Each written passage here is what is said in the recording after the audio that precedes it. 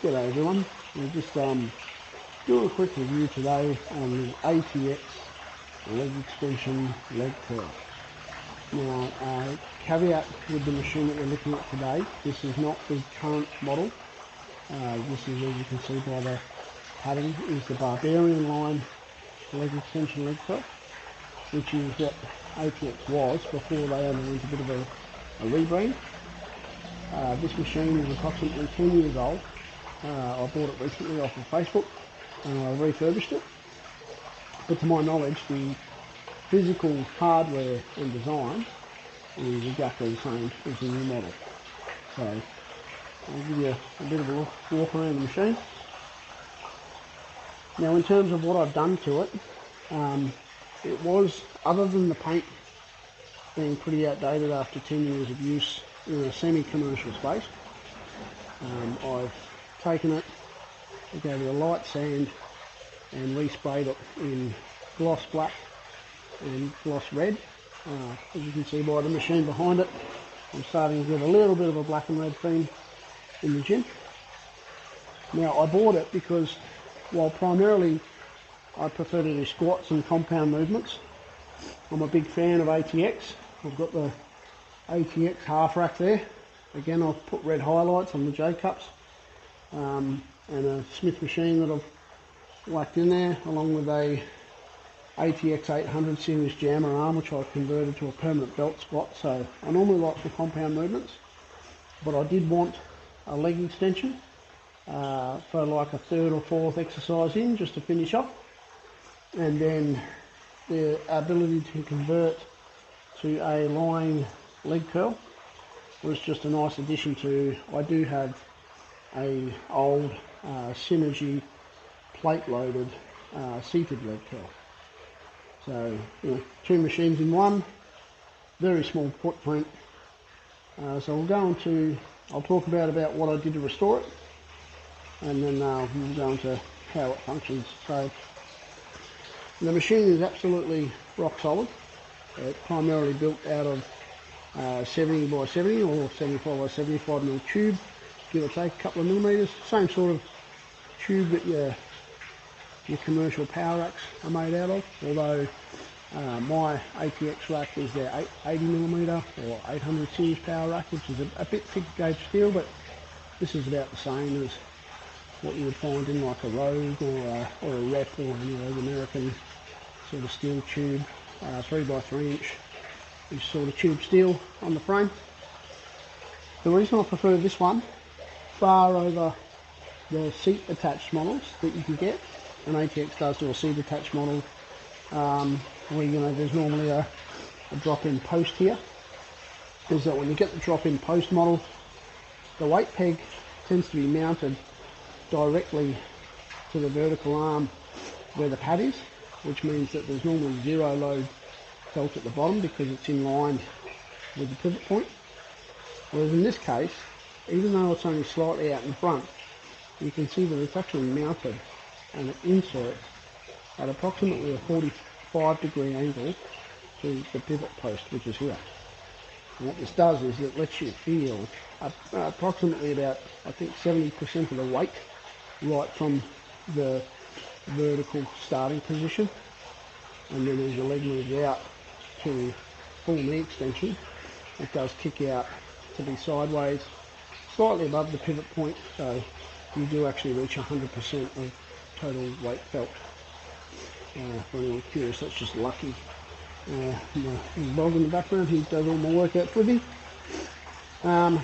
In terms of the pads, like I said, the machine pads are the same that it came with. The leg rollers I did replace with fresh ones. They are ATX leg rollers, which I just got from Sam's Fitness, because unlike a lot of suppliers, Sam does actually supply spares as well, which is fantastic.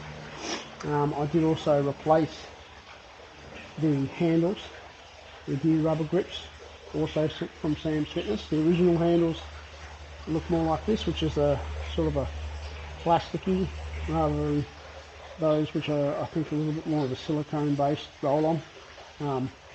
The top handles are in fine condition, but for some reason the leg extension handles have definitely seen better days, so Very, very cheap repair job. A couple of new pads, a couple of new handles. And the one thing that I did change was I added 2 washers here and here. And that was because I think after about 10 years of semi-commercial gym abuse, there was a little bit of wobble here in the leg when doing extensions, but it was only a very slight amount of wobble too, I might add. It wasn't bad per se, and I probably could have lived without it, but you know, 2 washers are a very, very cheap fix. I think they're 40 cents each. So I threw those on there, and now there is absolutely zero wobble. So yeah, we'll do a little bit of B-roll of the unit in use. Then we'll talk about the load profile and how it actually feels when you're using it. Alright guys, now I want to show you the machine actually in the lying leg curl configuration. There is a very slight flaw in the machine, and that, as with every leverage machine, is that as the weight gets further away from the pivot point and then comes closer back to the pivot point, the load changes in what's felt. So when my legs are about halfway through the movement and the plates are furthest from the pivot, which is at my knee, I feel 100% of the weight. Now in the case of the hamstring curl, when I get my feet right into my buttocks and that load plate is almost vertical to the pivot, the load drops off from 100% to almost 0, and the drop off is quite severe, but it is only in that last inch of movement. So by adding the band to the front, as I complete the movement, the band actually takes up the slack right at the point where the load drop off would be and fixes this issue completely. So again, not a huge deal breaker. The drop off is only felt right within the last inch of movement, but the band fixes it very, very easily.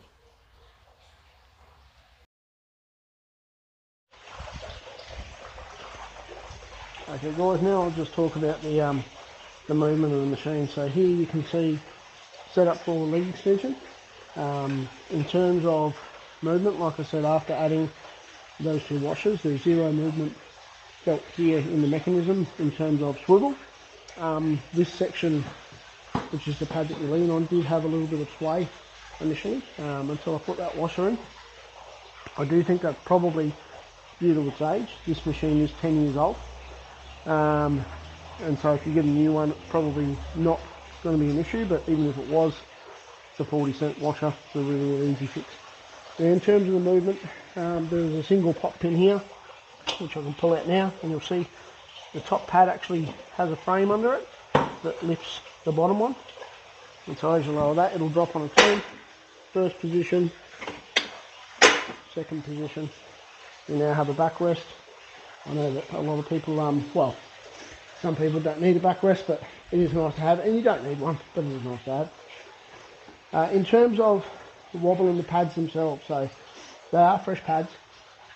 This is only a single point attachment, but it's not only pop pin. See, that's still not moving. It's actually pop pin and twist. So in that position, there's almost 0, about 1 millimetre, nothing that you'll feel when you're actually using it, but very, very little movement or slop when you're using it. And then if you want to adjust it, you lift it up, and so you twist it a little bit first, which disengages the tightness, lift it up, then it will slide quite easily. Get it to the hole you want. There is some wobble at the start, but give it that cinch down, and then there's almost no wobble. So for leg extension, this is only about 40 kilos of weight. So just for reference as to how heavy does it feel, pretty similar to a normal leg extension. I won't say that the weight isn't 100% linear like a cable machine. However, the biggest thing what I like about this machine is the fact that the plate horn is out about 6 inches and inserts at 45. So a lot of the cheaper sort of drop-in leg extension attachments that you can get for benches, and ATX does sell one of these as well. Look, they're good for versatility. If you've got no room and no space, they're okay. But the problem is because the plate horn usually starts here, which is on the leg pad, it means that there's almost 0 load felt at the bottom. And then when you get to fuller leg extension and the weight is where your feet are, it's perpendicular to the pivot. So once it's perpendicular to the pivot point or out in front, that is a point where you feel 100% of the weight, and then dropping down to 0 as the weight horn, which is over here, comes vertical to the pivot.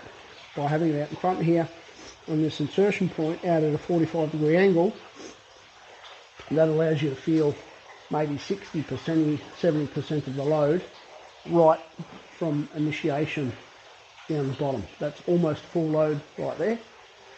You can notice it get heavier at the top still, so there is a little bit of take up as you reach full leg extension.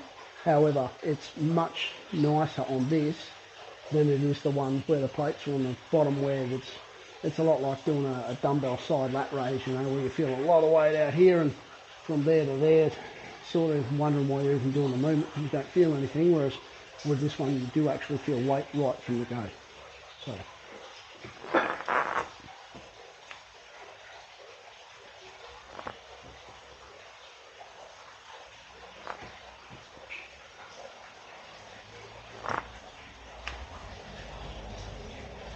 now hopefully you can see there, but there is zero sway or slop in this movement. I'm moving my body, it's not moving at all. So really buttery smooth, just as good as any commercial unit that I've used, which is really nice.